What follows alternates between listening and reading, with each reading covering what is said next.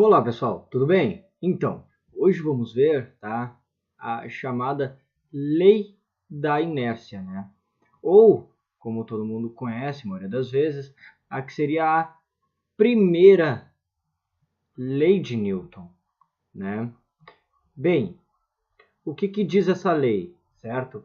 Diz que todo corpo em movimento tende a manter-se em movimento, certo? Então, o que significa isso?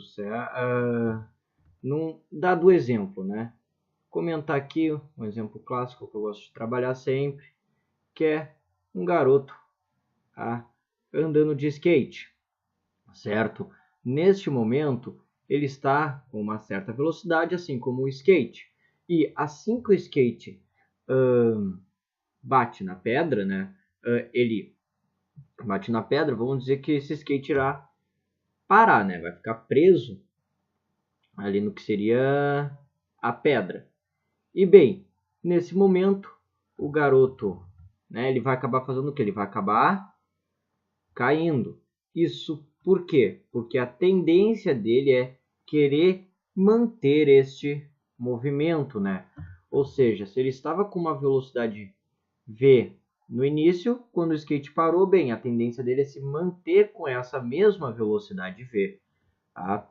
E isso é até uma situação, até um exemplo do porquê a importância do cinto de segurança nos carros, né? Pensando até no Enem, que aborda a questão da segurança no trânsito, da responsabilidade social, né? Que o cinto ele vai fazer o papel de quê? Ele vai impedir que o corpo continue com o seu movimento de inércia, pois pensando no skate e colocando um carro no lugar, né, com certeza, velocidade muito maior, fazendo com que, né, quando o carro sofre uma batida, né, a pessoa dentro do carro acabe sendo jogado para fora.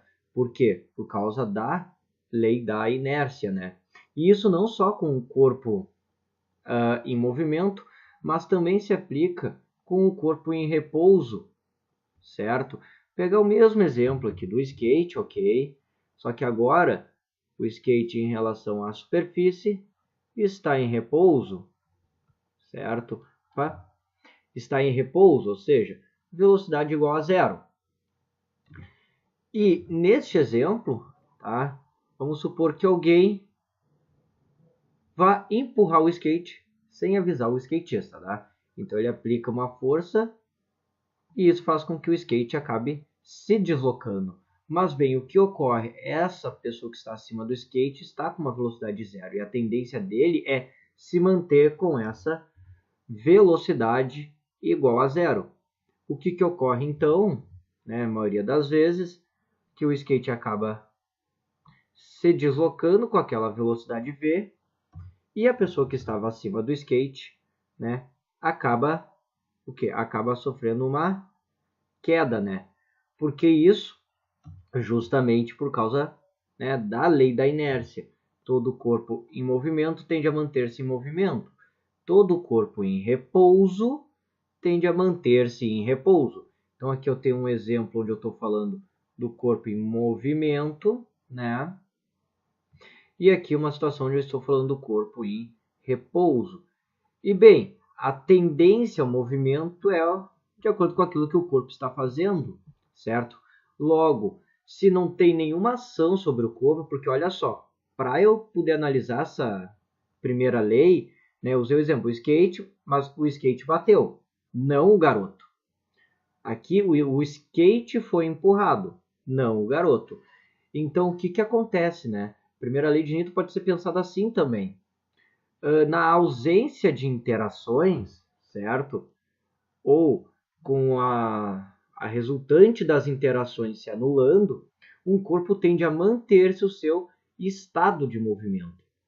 Ou seja ele em repouso, seja ele com uma velocidade, né, diferente de zero, ok?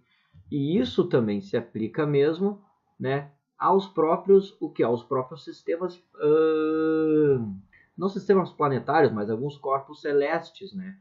Que, por exemplo, pensar assim, que eu tenho um corpo celeste, ou até mesmo um satélite que foi enviado ao espaço, ok? esse satélite, em um dado momento, acabou o combustível e saiu já da Terra, e ele simplesmente vai seguir em linha reta, com uma velocidade v0. O que ocorre? Se esse satélite estiver livre de qualquer interação externa, né? Bem, não vai ter o porquê essa velocidade mudar, seja ela de valor, direção ou sentido. Então, esse satélite, né, em qualquer intervalo de tempo, o que ele irá fazer? Ele irá seguir, né, este movimento com essa mesma velocidade v0. Isso porque o corpo em movimento, né, tende a manter-se em movimento. Então, como é que a gente pode até dizer sobre a primeira lei, né, que o corpo em movimento, ou melhor, a tendência de um corpo em movimento, ou até melhor, o que a primeira lei da inércia diz, que o corpo tende ou a se manter em repouso, velocidade igual a zero. Se o corpo está em repouso, a tendência é manter em repouso. Ou o corpo se mantém em MRU, ou seja, com uma velocidade constante e em linha reta, né? Então, na ausência de qualquer interação, o corpo se mantém em repouso ou segue em movimento retilíneo uniforme, que nem é o caso do satélite aqui, vai seguir em linha reta, certo? Até um exemplo aqui, se pensar no sistema entre o Sol e a Terra, nós sabemos que a Terra, por interação gravitacional, né, orbita o Sol. Pois bem, então ele tem essa órbita aqui. E veja, por interação do Sol, né, eu não estou falando aqui do que é essa interação, isso aí é na segunda lei, mas pela interação, dizemos que a Terra está se movimentando com uma velocidade, certo? Vou fazer aqui o vetor velocidade. O que ocorre? Se no momento qualquer, o Sol desaparecesse e terminasse essa interação gravitacional, o que ocorreria, né? Bem, por lei da inércia, a Terra se manteria, né, em movimento, mas em movimento uniforme e em linha reta. Ou seja, vamos dizer que a Terra seria o quê? Jogada, assim como uma boleadeira, né, para uma direção onde ele seguiria em linha reta com essa mesma velocidade ainda constante, né? Então aqui são vários exemplos que eu passei para falar sobre essa lei da inércia, né, essa tendência em movimento, e até essa ideia de que no espaço, como não há interações praticamente, né, gravitacionais, certo? Então os corpos que são lançados ao espaço vão ter, né, essa tendência a seguir em movimento em linha reta, que é o que faz ser possível conseguir mandar satélites para viajar a longas distâncias, pois não é usado combustível, mas apenas essa ideia de inércia que ele conseguir fazer esse deslocamento simplesmente por não ter nenhuma interação. Então ele segue com esse movimento em linha reta e velocidade, né, constante, certo? Então até aqui agora, botar uma questão para a gente visualizar isso, como é que aparece no Enem principalmente, né? Então só vou colocar aqui agora a questão. Que questão é essa?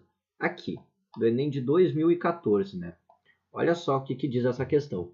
Para entender os movimentos dos corpos, Galileu discutiu o movimento de uma esfera de metal em dois planos inclinados, sem atrito e com a possibilidade de se alterar os ângulos de inclinação conforme mostra a figura. Esta figura aqui, né? Temos o ângulo do plano de descida e o ângulo do plano de subida. Na descrição do experimento, quando a esfera de metal é abandonada para descer um plano inclinado de um determinado nível, ela sempre atinge no plano ascendente, no máximo, um nível igual àquela em que foi abandonada.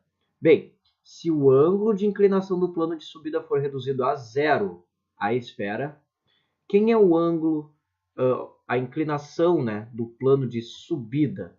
É este valor aqui. A esfera vai ser largada deste ponto e teremos esse ângulo sendo reduzido a zero, ou seja, um plano totalmente horizontal.